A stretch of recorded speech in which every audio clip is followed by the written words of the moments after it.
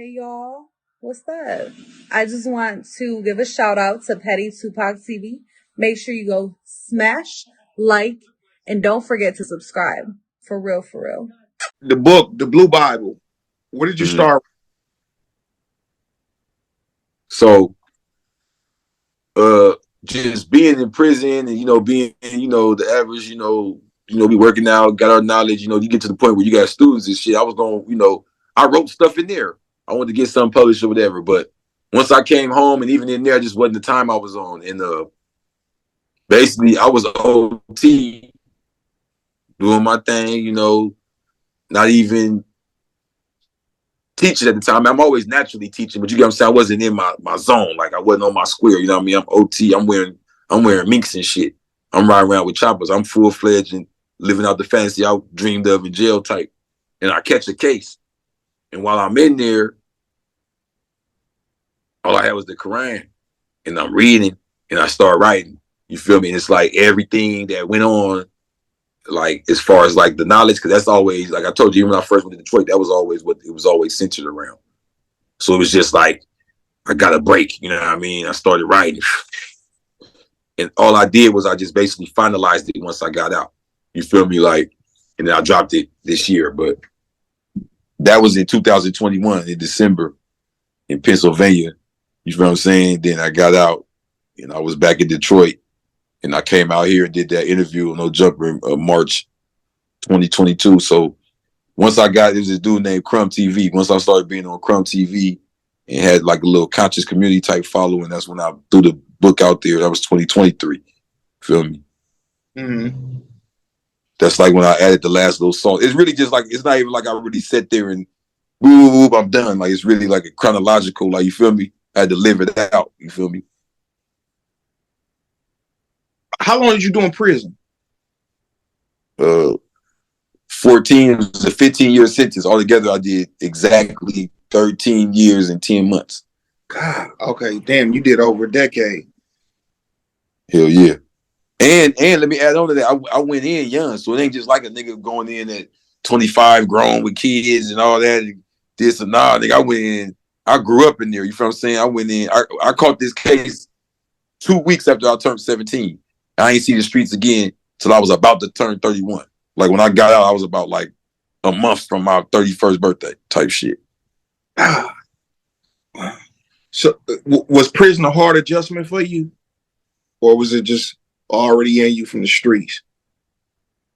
Nah, hell no, it wasn't in me from those streets. I didn't grow up in no prison, nigga. I grew up in the streets. I told you I'm over there by Nipsey. Nipsey ain't no, this ain't the projects. This ain't the dirt rock. Like, you know what I'm saying, nigga? It's the west side of LA. This is where, it's Cube in there. This is where we going at it for the bag. You know what I'm saying? So I'm gonna be real with you, bro. I'm gonna be real, bro. Like my life is kind of being in the reverse. Like I went to the projects after I got out of prison. You know what I'm saying? I went to the trap, like even Detroit and all that. Like you know what I'm saying? I learned about the snow and being in the bando with the chopper and all that in Detroit as after I got out. That when I was a kid, you know what I'm saying? So I grew up in Lamert Park, you know what I'm saying? It's the hood. Like I talk about in the book, it's over there by the jungles and all that, it's the gang banging, all the back and forth. But as far as like the conditions and all of that, like nah, like you feel what I'm saying? It,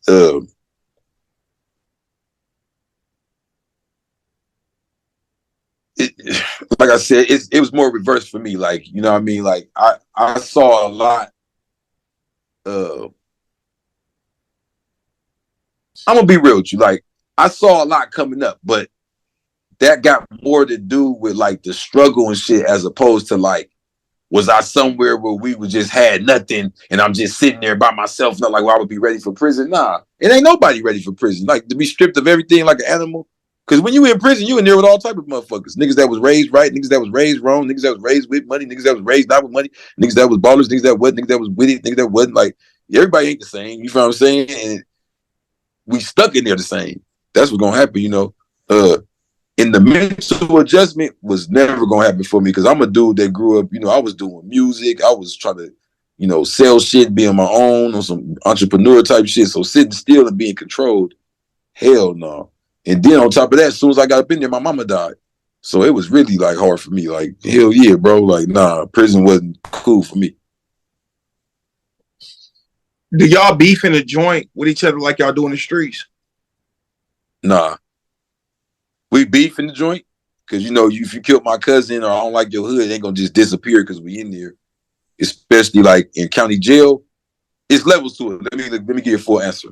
So it's levels to it. The higher up you go, the less of the gang beef it is because you got to deal more with the racial beef. You get more of the big boy status. So in juvenile hall, everybody just worry about their gang beef. If some racial shit crack off, yeah, but everybody just fight each other all day. You know, I'm a Mexican, you from 18, I'm from MS, let's get in. Oh, I'm a Crip, I'm from 40s, you from 60s, our hood just got into it, let's get in. Or you a Blood, I'm a Crip, let's get in. Like whatever division you can find. Now in the county, it's a little more structured. Like this is your enemies, that's your enemies. You got to run this many fades. Then after that, you go. It's like kind of like damn near robotic. Like okay, you got this guy wants to fight you. Like it's like everything's kind of like scheduled in. When you get to the pen, it's completely political.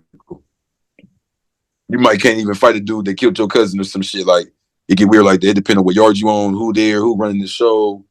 But the overall rule is y'all don't fight each other at all if y'all the same race. In the prison, it's all about racial war. And not even war so much. It's really about peace. So it's about every race kind of sticking to themselves and respecting each other. And you know what I mean? Like it's more like it's about peace, not war. But it's to prevent the wars that go on quite often because niggas is in a power struggle.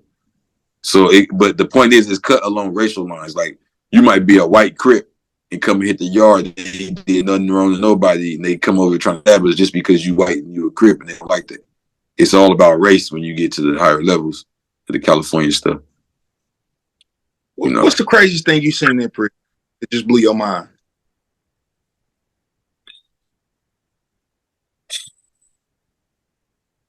I will sit up here and tell you the crazy, because I've seen some crazy violent shit, right? Like niggas.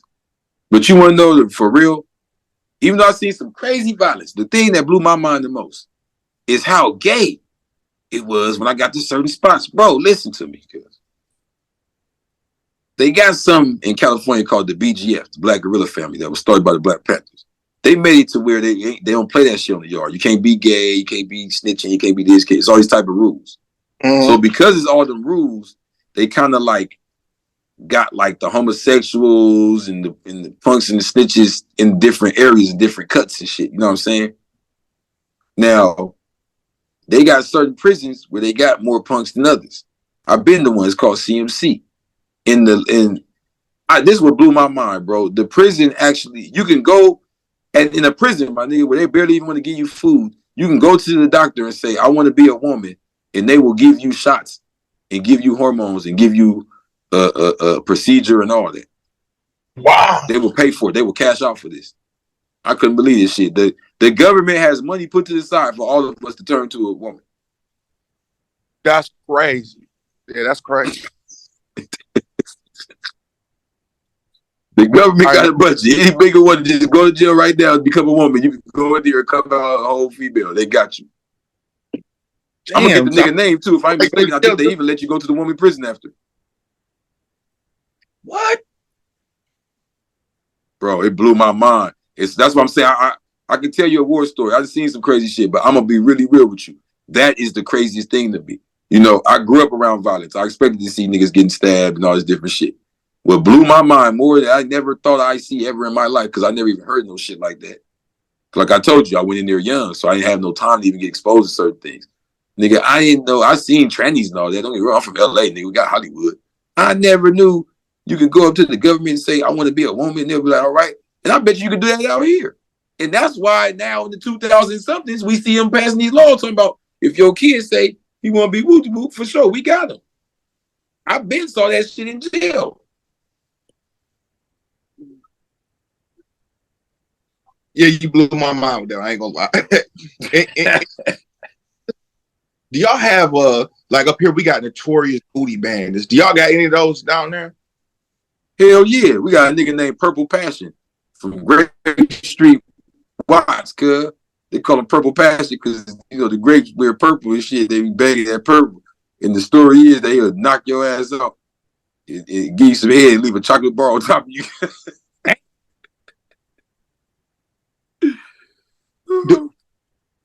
You want to hear something even crazier? LA is so structured because, in my book, I know I keep plugging it. I know I'm horrible, but that's what I be on. You know what I'm saying? But look, in my book, right? No, it's just there's a lot of shit there that I talk about that ain't really, they don't talk about nowhere else. You can't Google the shit. But in my book, in chapter 7, The Black Illuminati, I'm talking about the different like secret societies we got amongst the gangs. Like we got something called CCO for the Crips, CCO and Blue Note Crip. The Bloods got Bloodline and UBN, United Blood Nation. And let me tell you something, I break that down in the book, how United Blood Nation actually lets people join outside of prison. So a lot of them rappers and shit that niggas be thinking is fake Bloods, they actually have really turned UBN. Like that shit's some weird shit. So, but it's some like mob type shit, I guess. But anyway, damn, what was you saying? What did you say? I forgot you was about to go into something else. Either crazy. I forgot exactly what I was saying. I was talking about but I was gonna ask you, are people like that allowed to walk on the yard? Oh no, the gay shit. No, look, this is what I was gonna say. It's so structured in Cali and in LA with the gangs that once you reach that certain status, because it ain't structured like how it was with the Panthers and the BGF, it's more like gang is based more like on violence and fear. You know how it is in the streets. Because y'all got it out there too, nigga. I be in Detroit. I know it's y'all, but it's out there now. Like, you know what I'm saying? It's so much based on, your bravado and punking a nigga as opposed to the actual structure and rules that a lot of dudes get away with it based on they got bodies, based on they beat your uncle up and shit like that. You feel what I'm saying? I know big homies who I was on the line with doing that much time that they did gay shit, that I seen it. And even I'm not out here going, stop the, you feel what I'm saying? Like, it's a lot of dudes, bro, amongst, it's sad. And I seen it and it blew my mind. I said, wow, bro, the homosexuality level is deep because me coming in the era I came in, the BGF and them had already laid them rules down. It really wasn't acceptable when I was first entering in there. So I got a glimpse of that at CMC and was like, damn.